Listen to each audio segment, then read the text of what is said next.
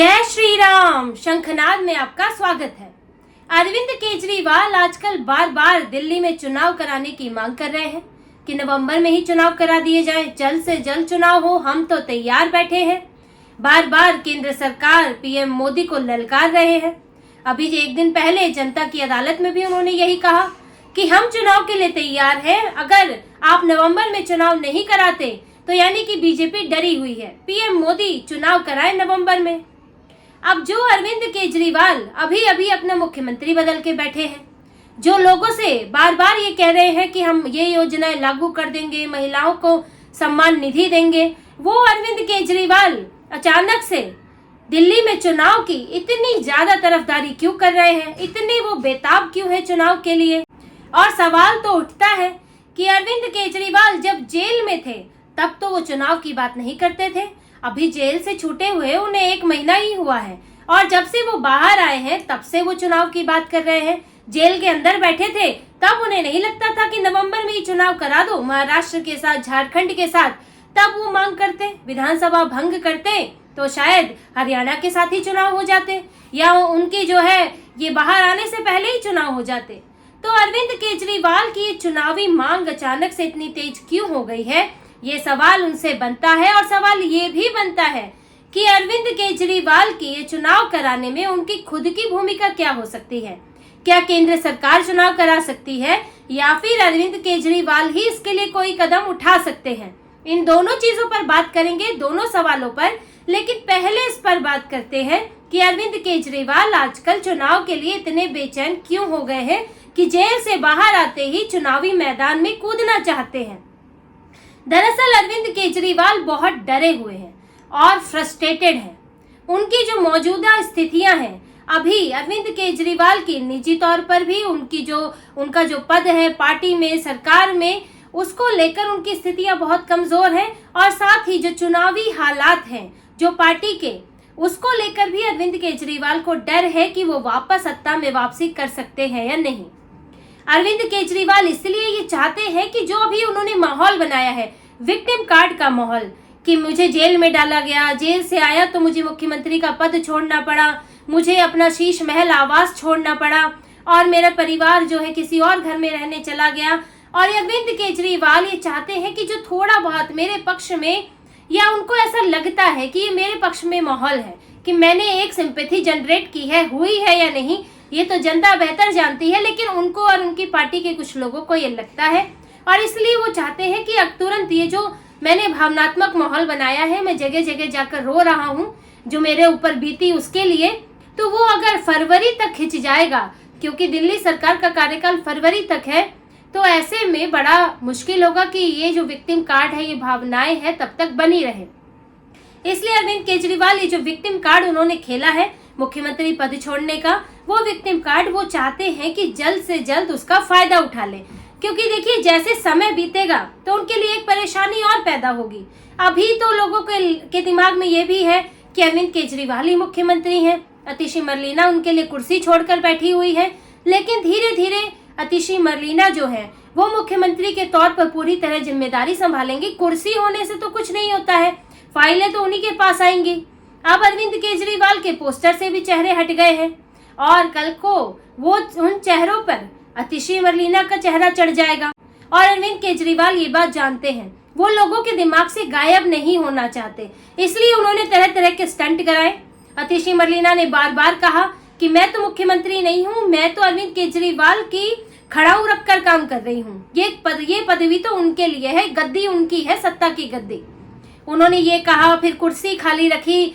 फिर अब जब भी आजकल सड़क निरीक्षण के लिए निकल रहे हैं, कभी कहीं पर समस्याएं निकल रहे हैं, जबकि विभाग इन्हीं के पास है सारे, लेकिन अपने मंत्रियों पर ठीकरा फोड़ रहे हैं, तो उसमें वो अतिशी मरलेना को लटका लेते हैं, साथ में मनीष सिसोदिया को लटका लेते हैं, और ऐसे व्यवहार करते हैं जैसे मुख्यमंत्री वही हैं, और अतिशी को वो आदेश दे रहे हैं, अच्छा सड़क खराब है, अतिशी जी आप काम कराइए। तो यानी कि वो ऐसा माहौल बना रहे हैं कि लोग ये ना भूले कि मैं ही मुख्यमंत्री हूँ। लेकिन ऐसा ज्यादा समय तक नहीं हो पाता। स्टंट आप कितने कर सकते हो, आप बार बार कितनी बार इस तरह का व्यवहार करोगे कि मुख्यमंत्री मैं हूँ, अतिशी कुछ नहीं है। इसलिए अगर ये लंबे समय तक खिंचा तो अतिशी जो है वो लोगों के जहन में जगह बना लेंगी और अपनी महत्वाकांक्षा भी होती है व्यक्ति की।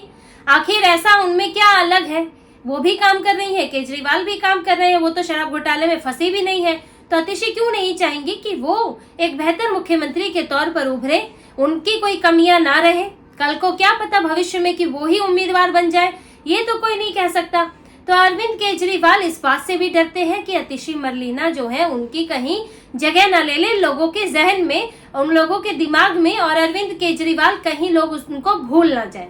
और अरविंद केजरीवाल का तीसरा डर ये भी है, उन्हें कहीं ना कहीं ये भी लगता है, अपने सलाहकारों से सलाह मिलती है कि आज वो दिखा रहे हैं कि मैंने विक्टिम कार्ड के लिए, मैं विक्टिम हूँ और मैंने अपना सीएम पद मुझे छोड़ना पड़ा, मुझे अपना सरकारी आवास छोड़ना पड़ा, लेकिन जैसा वो व्यवहार कर रहे हैं, अभी आपको मैंने बताया कि वो बार बार कोशिश कर रहे हैं दिखाने की कि मैं मुख्यमंत्री हूँ और अतिशी मरलीना जो है वो तो मेरी सबऑर्डिनेट है, मेरे अंडर काम करती है, मैं सबसे ऊपर हूँ, जबकि सिर्फ पार्टी के वो संयोजक है। तो जो लोगों को ये लग रहा था कि अरविंद केजरीवाल ने सत्ता का त्याग किया, वो लगेगा कि सत्ता का त्याग करके भी सत्ता तो उन्हीं के हाथ में है। ये मैसेज भी जा सकता है। किसके दिमाग में, जनता के बीच अलग अलग तरह के मैसेज जाते हैं, लोग अलग अलग तरह से सोचते हैं इस पर। कोई आगे चल के अतिशी को ही लोग याद रख सकते हैं, किसी के दिमाग में ये भी बन सकता है कि अरविंद केजरीवाल ने सत्ता पर कब्जा रखा हुआ है। ये जो खड़ाऊ की बात है, ये खड़ाऊ नहीं है, वो अरविंद केजरीवाल खुद ही उस पर विराजमान है, क्योंकि अतिशी मरलीना जो है अरविंद केजरीवाल के मुताबिक काम कर रही है। तो एक ये गलत मैसेज जा सकता है कि केजरीवाल ने गद्दी छोड़ने का, सत्ता कुर्सी छोड़ने का नाटक किया है, असल में जो कुर्सी है वो उन्हीं के हाथ में है। तो उनका विक्टिम कार्ड फेल हो सकता है इस तरह से। अरविंद केजरीवाल इसलिए ये नहीं चाहते हैं कि जनता में किसी भी तरह का, दिल्ली के लोगों में कैसा भी गलत मैसेज आए, विक्टिम कार्ड फटाफट इस्तेमाल हो जाए, लोग उनको भूले नहीं, और ना ही लोग ये भूले कि अरविंद केजरीवाल ने त्याग किया है, जबकि उनको अपने ऊपर लगी पाबंदियों के कारण ये छोड़ना पड़ा। ना शराब घोटाला होता, ना पाबंदियां लगती, ना उन्हें कुर्सी छोड़नी पड़ती। तो शुरू से लेकर अंत तक वो खुद ही जिम्मेदार है, लेकिन उन्होंने दिखाया कि मैंने तो त्याग किया है। और देखिए, आम आदमी पार्टी के सामने एक सबसे बड़ी समस्या और है, वो है योजनाओं को लागू करने की। क्योंकि अरविंद केजरीवाल 6 महीने तक जेल में बैठे रहे और कुर्सी से इस्तीफा नहीं दिया, मुख्यमंत्री बने रहे, तो कई काम रुक गए और इनकी कई योजनाएं रुक गई। खासतौर से महिला सम्मान निधि योजना, जो कि अधर में लटकी हुई है। और आप देखिए कि अब अक्टूबर तो लगभग शुरू ही हो गया है, नवंबर है, दिसंबर है, अगर जनवरी में चुनाव हो जाते हैं तो कुछ समय पहले आचार संहिता लग जाएगी, आप योजना लागू नहीं कर सकते। और महिला सम्मान निधि योजना का तो अभी तक ड्राफ्ट भी तैयार नहीं हुआ है। ड्राफ्ट तैयार होगा, फिर चर्चा होगी, फिर मुख्यमंत्री के पास, फिर एलजी के पास जाएगा, तो अभी वक्त लगेगा। और ये लोग इसे अपना तुरुप का इक्का मान रहे हैं कि महिलाओं के खाते में 1-1 हजार देंगे और पलट के हमें वोट मिलेंगे, उनके परिवार को पैसे मिले और इनको उनके बदले में वोट मिले।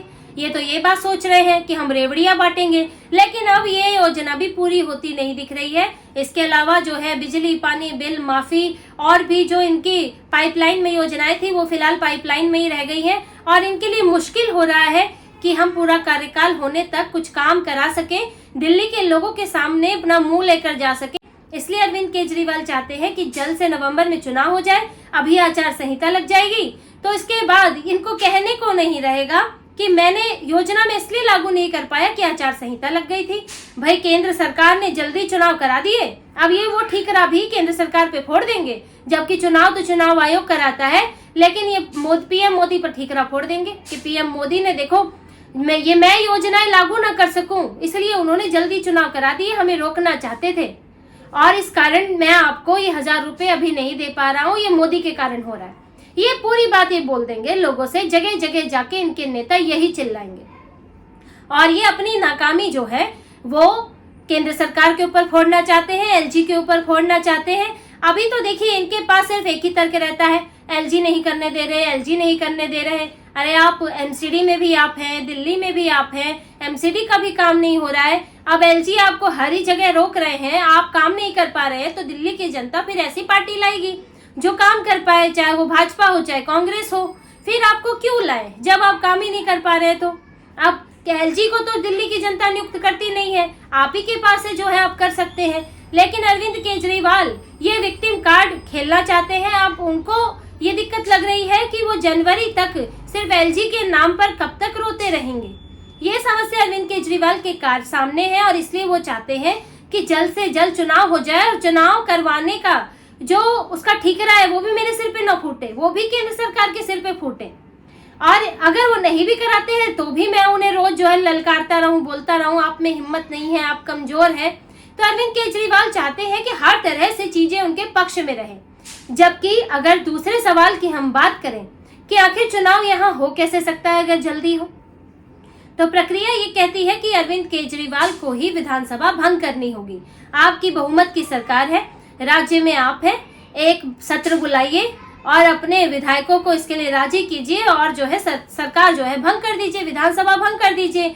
उसके बाद फिर चुनाव आयोग की भूमिका आती है कि जब विधानसभा भंग हो गई, विधानसभा भंग होने के बाद किसी भी राज्य में राष्ट्रपति शासन लग जाता है और क्योंकि वहां सरकार नहीं रहती है तो राष्ट्रपति के अनुसार वो चलता है।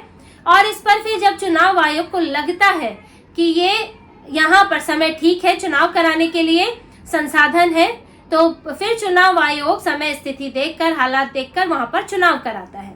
ये प्रक्रिया होती है, इसमें केंद्र सरकार की भूमिका नहीं होती। ये नहीं है कि प्रधानमंत्री के कहने पे चुनाव हो जाते हैं और चुनाव आयोग ये फैसला लेता है। और दूसरे राज्यों में भी हुआ है, समय से पहले भी चुनाव हुए हैं, लेकिन उससे पहले आपको विधानसभा भंग करनी पड़ती है। अब अरविंद केजरीवाल जब वो इस्तीफा उन्होंने दिया था तब क्यों नहीं विधानसभा भंग कर दी, क्यों वो नया मुख्यमंत्री बनाकर आ गए? क्योंकि उन्हें डर ये है कि आज विधानसभा भंग कर देंगे तो जरूरी नहीं है कि चुनाव तब भी नवंबर में हो, क्योंकि दिल्ली सरकार का कार्यकाल खत्म होने में कोई साल भर का समय नहीं है। अभी कुछ 3 महीने मात्र बचे हैं, जनवरी में तो लगभग चुनाव हो ही जाएंगे।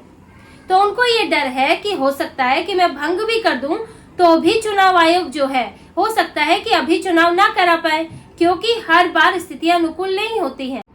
और इसीलिए अरविंद केजरीवाल खुद विधानसभा भंग नहीं कर रहे हैं, उनको तो कई सारे डर है और बार बार केंद्र सरकार को चुनौती दे रहे हैं। और अरविंद केजरीवाल के देखिए ये फ्रस्ट्रेशन, ये डर उनका साफ दिख रहा है। बार बार उन्होंने हालात ये कर दिए हैं कि अपने मंत्रियों पर, अपने विधायकों पर इल्जाम डाल रहे हैं। उनके मंत्रियों को बीजेपी विधायकों के पैर पकड़ने पड़ रहे हैं। मतलब ये नौटंकी करने की हालत आ गई है कि आप भाजपा विधायकों के पैर पकड़ के जनता को ये दिखाएं, और कोई वजह नहीं है, जनता को ये दिखाएं कि हमें काम नहीं करने दिया जा रहा है। और अरविंद केजरीवाल अपने मंत्रियों से ये भी करा रहे हैं, ये चीजें करा रहे हैं ताकि मंत्री, उनके ऊपर कोई इल्जाम न लगे, सब चीज मंत्रियों के ऊपर रहे और मंत्री ही जनता को जवाब देते फिरे। इसी तरह से विधायकों के साथ भी कर रहे हैं और यही वजह है कि इनमें टूट फूट भी हो रही है। लगातार आम आदमी पार्टी के नेता बीजेपी और कांग्रेस में जा रहे हैं, विधायक, पार्षद और मंत्री तक गए हैं। तो अरविंद केजरीवाल जो है ना अपनी पार्टी को एकजुट रख पा रहे हैं और ना ही उनकी स्थिति ये है कि वो अपनी छवि बचा पा रहे हैं। इसीलिए वो ये पूरा स्टंट कर रहे हैं चुनाव का, और उनको ये भी नहीं लगता कि चुनाव हो भी जाएंगे, लेकिन बस जनता के सामने माहौल बनाना है और स्टंट करना है। लेकिन अरविंद केजरीवाल कि ये जो उनके अंदर का खौफ है, ये डर है, ये दिखाता है कि आम आदमी पार्टी चुनाव में बेहद कमजोर हो गई है। तो इसी तरह की और खबरें और विश्लेषण आपके लिए लाते रहेंगे। हमसे जुड़े रहिए, सब्सक्राइब कीजिए, कमेंट कीजिए। बहुत बहुत धन्यवाद। जय श्री राम।